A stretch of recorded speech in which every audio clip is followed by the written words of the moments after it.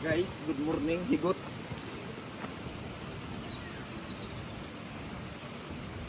Hi guys, good morning. So, dito ulit kami sa La Casita.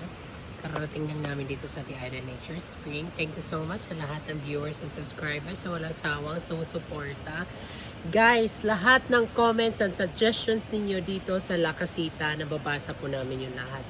And we really appreciate it so much. At mamaya, i-explain ko kung bakit hindi nagtutugma yung suggestions ninyo sa gusto ninyo sa kagustuhan ko. May i-explain ko yun sa inyo lahat isa-isa.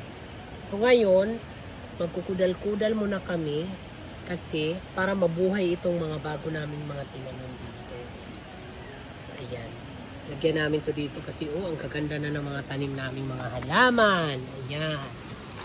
Ganda na. So lalagyan namin ng bakod-bakod yan dyan kasi para mabuhay yan lahat. Sayang naman yung pagod effort namin kung apak-apakan lang. Kaya tutulungan tayo ni Mark Cabarles. Actually, Sir Actually, pinsan ko pa si Maymay. Yuri, ang ato ninitikmit, paisa ni maupay. Para hinahinay ka to. Mga paligid. Bakawa. So, mag-estimate ka. Ayan.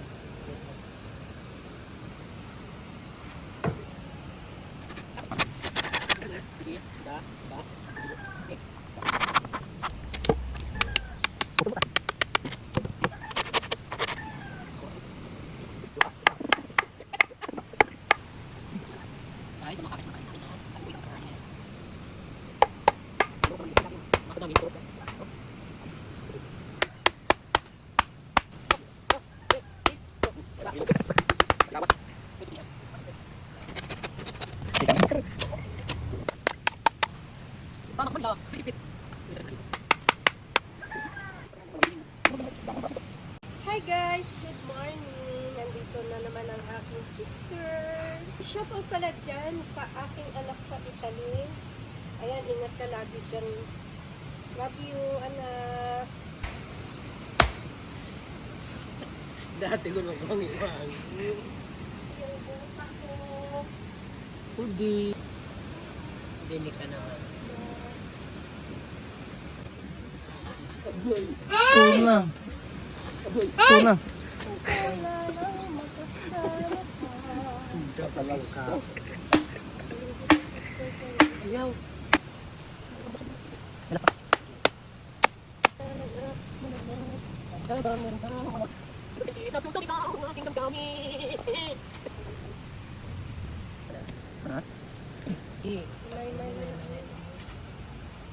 So ayun guys, tataniman namin yung likod ng kasita para maganda may flowering trees. Oh, trees. Para maganda may flowering plants.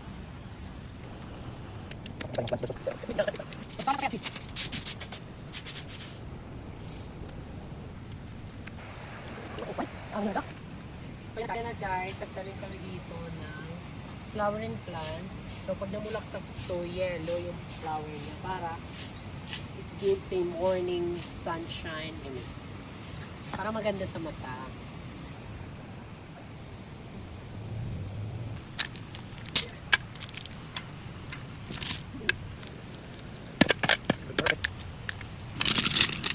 So ayan guys, naglagay ako dito ng mga stones sa front kasi pag pumapatak yung ulan, hindi pupunta dito yung water.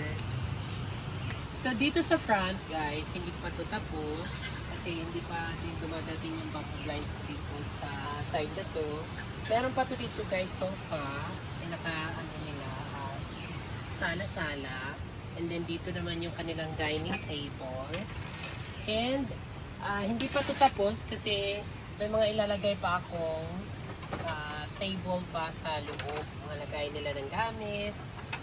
Sa mga nagsasabi na baka daw makita yung loob, guys, mirrorized po or reflected glass yung ating sliding doors.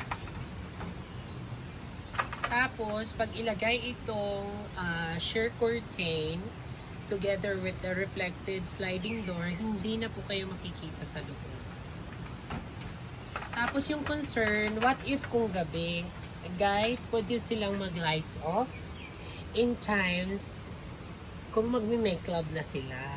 Pag naka-close ito, open yung lights sa labas, may anina din sa loob, and then hindi na sila nakikita pag lights off making love. Na-try ko na kagabi, hindi kami nakita. Tapos kung yung concern ninyo, halimbawa yung partner ninyo is nakahiga pa, tapos gusto yung lumabas, guys, itong sliding door, pwedeng ikit nyo yung isa, ganyan, tapos itong isa lang yung mag-move. So, pwedeng yung ganyanin, syempre, ganyan, pak, o diba? It keeps the privacy you want. Kasi yung area na to dito, wala masyadong tao. Yung front na to. Kaya dito ko siya facing. Ang dami ko nababasa sa comment section kung bakit ganito daw yung size ng ating side table. Guys, maliit lang po kasi yung space. Kaya minimalist lang po yung ating side table. Lagay lang siya ng mga abubot, ganyan. Tapos dito pwede lagay ng cellphone. At parating na yung table ko na ilalagay sa corner. Kasi para lagayan ng mga gamit. Tapos, yung mga nabasa pa ako, other concerns, kung saan daw ilalagay yung mga maleta. Guys, kaya ganito yung size ng ating bed. Medyo may kataasan yung bed frame. Kasi underneath, pwede kayo maglagay ng inyong mga maleta. Yan. So, pwede pa dito. Malawak yung space na paglalagyan ng mga maleta, guys. Kaya wag na kayo masyadong ma-stress. At bakit daw blinak yung view sa likod? Guys, hindi yan naka-black. You have two hands, the left and the right, to open the curtains. Very simple. There you go. And there, you can see the view at the back. Yan. And another concern, bakit white beddings yung ginagamit namin at ang Mukada Hospital. Guys, yung white kasi mabilis linisin. Makikita kaagad namin yung dumi. Mabilis linisin at very clean. Magmumukha lang naman hospital kung may mga may sakit yung higa dito. But I really appreciate it so much your comments and suggestions. Hindi pa to tapos. So, first draft pa lang to ng pagdi-design namin. So, hindi pa yan tapos. May mga ilalagay pa akong accent colors and mixed emotion. And dito naman sa side, na-stress kayo sa calendar na to. Bakit ba kayo na-stress? Pwede naman tanggalin yan. O, ayan, may space na kayo paglalagyan. Ng mga kung ano-ano. Once again, kaya ganito. Kasi para minimalist lang. Medyo malawak-lawak yung space. Ganyan. Ito talaga yung magandang position ng bed. Kasi mas maganda yung view sa front kaysa dito sa likod. Sa likod kasi, okay naman, may river. Pero yung area na to dito, hindi safe paliguan. So kaya hindi ako naglagay ng access dito kasi hindi ko pinopromote na maligo sila dyan kasi hindi safe paliguan dyan. Maraming mga kahoy-kahoy na natumba, hindi pa namin na-clearing kasi ang lalaki masyado. Sobrang lalaki sa ilalim. So, hindi ko pinopromote na maligo ang mga guests namin dyan kasi lahat ng guests na pupunta sa area na yan, pinagsasabihan namin kasi marami pang kahoy-kahoy na malalaki na hindi pa namin kaya buhatin kay mga malalaki ba? So, this is the best view at the front, guys. May nabasa pa akong concern, bakit daw dito naka-face yung bed, hindi daw sa likod. Sa likod kasi, guys, yung makikita nyo lang na view is mga kakahuyan lang. Malawak yung makikita ninyo. Kumbaga yung mata nyo hindi mababangga ba sa paningin agad. Ganun yung nafe-feel ko sa likod. Bangga agad yung nakikita ko na ano agad na, ay, ayoko yung ipakita yung ganun sa guest. Kaya ito yung gusto kong ipakita sa guest, yung front. Ayan.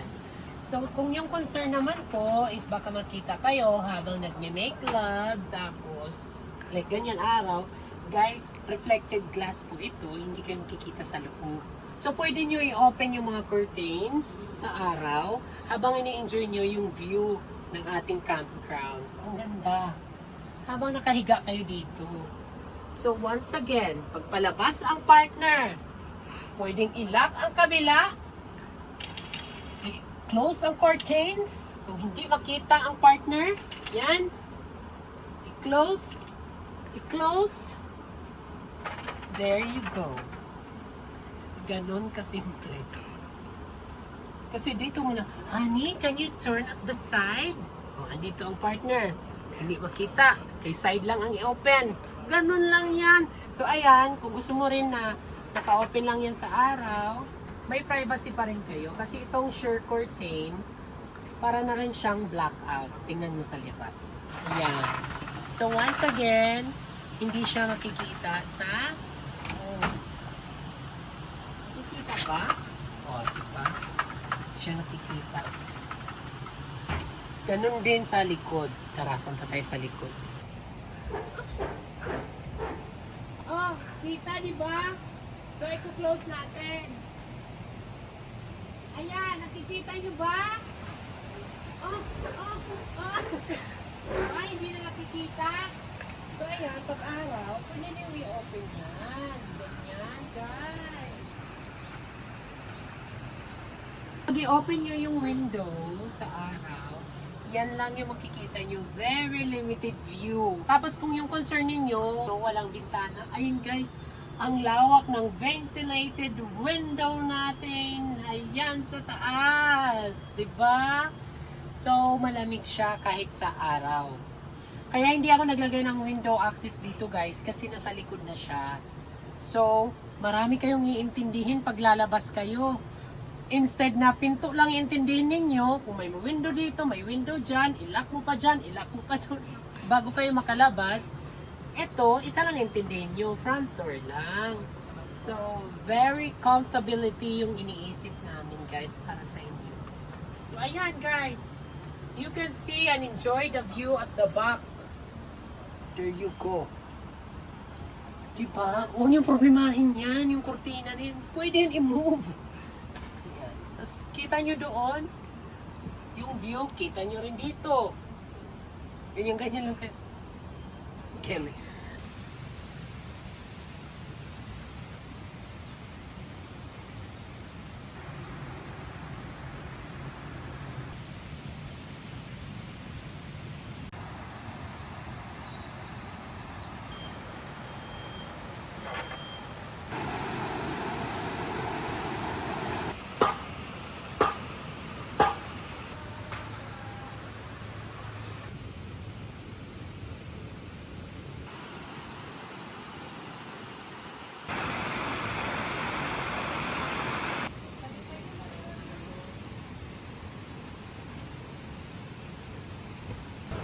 At ito na naman guys, tayo. Magtatanggal na naman tayo ng mga kukrikama. Dahil umalis na ang ating guys. Ngayon, mamaya may darating na naman. Pero mamaya pa tayo magpapakita. Malinis yung ano na. Yung guys na.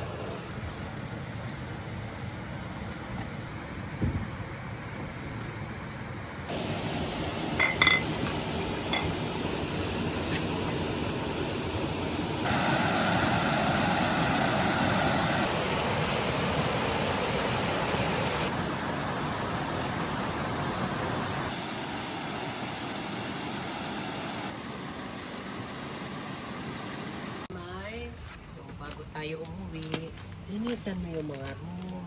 Lahat na ng mga lawa-lawa, mga nilalawa-lawa, lahat ng mga bukbuk, tanggalin na yan. Pati ang mga lawa-lawa sa mga electric fan para malinis bago natin i-offer sa mga guests.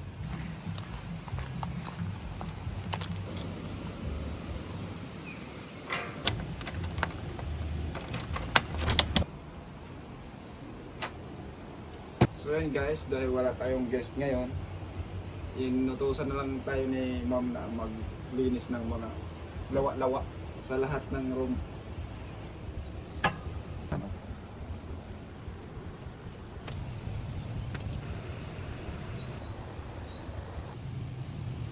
So yun guys, one down na po tayo. Ready for lock.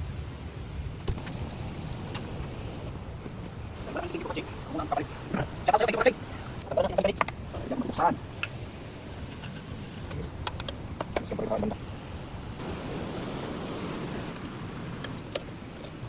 So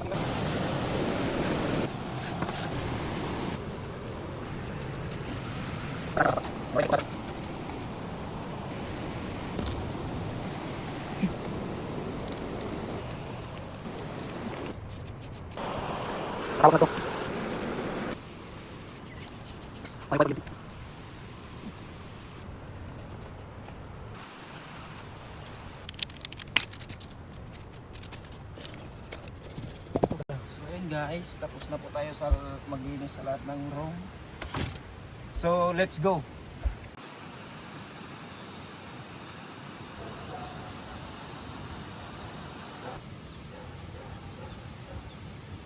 So ayan guys, that is all for today. So pauwi na ako, dito na rin naman na yung mga guard at gising na rin yung ating mga na panggabi na staff. Hello. Bye! Kayo nang bahala dyan. So guys, huwag kayong mag-alala kasi pagsubok lang natin to sa buhay. Lahat kaya natin to lampasan. At mag-pray lang tayo kay Lord God na sana ay maging safe lang tayo lahat. Lalong-lalo na kayo dyan mga vets, stay safe. And ipag-pray din natin yung mga kababayan natin na nandoon sa mga bansang apektado. So, please like, share, and subscribe. And maraming salamat sa lahat na nagsusupport, guys. We really appreciate you so much. So, ayan, mumutor lang ako. Malapit lang naman yung bahay namin dito. Actually, kina-Kramer kami na tuloy. So, bye guys. Love you. See you again tomorrow.